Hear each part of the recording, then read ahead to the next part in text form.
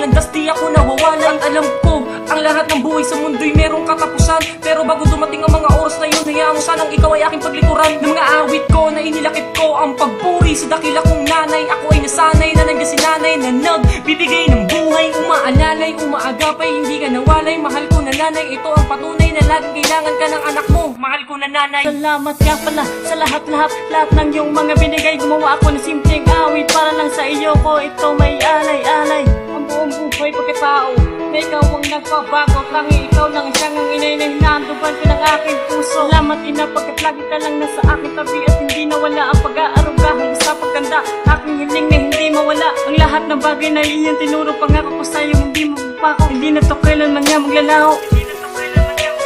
Aking ina, dahil mahal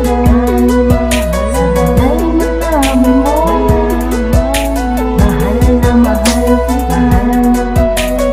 Aking ina, di ka nag-iisa, dito lang ako, handang damayan ka. Ang awiting ito ay hinihahandog namin sa lahat ng mga ina. Alagaan niyo sila at mahalin hanggat nandiyan pa sila. Aking ina, dahil mahal mo, mahal na mahal kita.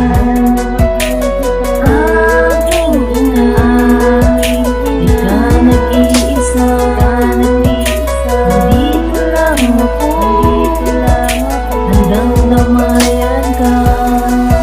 O aking ina, ikaw ang gabay, ilaw ng ating tahanan. Hindi ko hahayaang mawala ang iyong mga pinaghirapan. Hugot pawis ang inalay para magkaroon ng kinabukasan. Upang sa darating na panahon, hindi na ako mahihirapan. Sapagkat minsan lang dumating sa atin ng inang mapagmahal. Kahit ano man ang mangyari, ikaw man sa kanya'y maginghan. Aking dasal na sana humaba ang buhay, na kahit malabo kong mapasaya ang nag-iisang inang nagtiyagang nag-alaga simula nung ako ay sanggol pa. At dahil sa bawat lungkot, kaagapin ko siya. At kahit anumang problema, kadami ko siya. Kaya walang kapalit, ganyan si ina. O kaya't ang utos lamang nila ay di ko masunod. Nakakasakit man pero nakakanganay, di naman sa likod. Kapag ako ay may kasalanan, sermon kagad ang nakaabang. Pero okay lang, iyo didibdibin ko na lang. Mahal kita o aking ina, sana sa mundo ay tumagal pa. Dahil hindi kayang mabura sa isip kong ikay mawawala.